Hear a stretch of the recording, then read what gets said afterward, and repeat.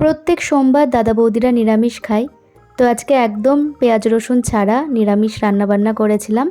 মটর ডাল বাটা দিয়ে মোচার ঘন্ট হয়েছিল, আর তার সাথে করেছিলাম মুগের ডাল পালং শাক দিয়ে।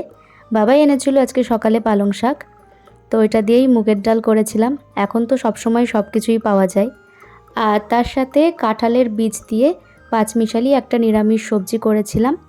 এতে শুধু ডাঁটাটাই মিসিং ছিল, কাটোয়া ডাঁটা পড়লে সবজিটা আরও ভালো লাগতো খেতে। এদিকে এনার পেছনে সবসময় একজনকে থাকতেই হবে, এক জায়গায় তো কোনো মতেই বসবে না, এদিক সেদিক করে যাবে। আর যেটাই দেখবে শুধু এটা কি ওটা কি এই চলতে থাকে। তো সবাই খাচ্ছে, আমিও বসলাম খেতে। তবে আমি আজকে পান্তা খাচ্ছি, কালকের ভাত জল দেওয়া ছিল। পান্তা পেলে গরমে আমি আর কিচ্ছু চাই না। বিকেলবেলায় একটু ছাদে হাঁটাহাঁটি করছিলাম, একটু হালকা হাওয়া আজকে দিচ্ছিল। কাছে পিঠে কোথাও হয়তো বৃষ্টি হয়েছে, সেজন্যই বোধহয় একটু হাওয়া বাতাস উঠেছিল। বৃষ্টির অপেক্ষায় আমরা সবাই বসে আছি, কবে যে একটু বৃষ্টি হবে আর আমরা একটু শান্তি পাবো। ডিনারে একটা নিরামিষ পনিরের তরকারি করছি।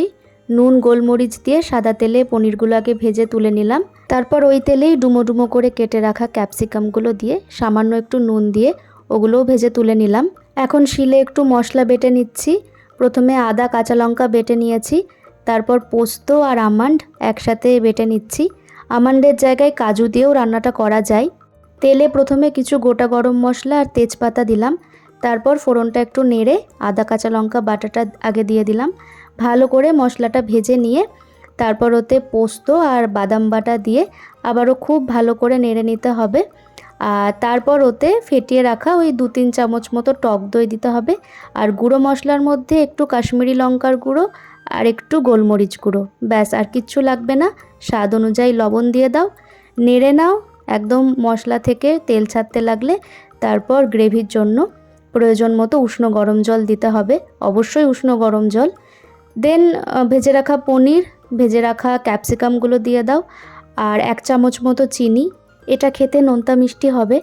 স্টার অ্যানিসটা সরিয়ে দিলাম যাতে কারোর মুখে না পড়ে খাওয়ার সময়।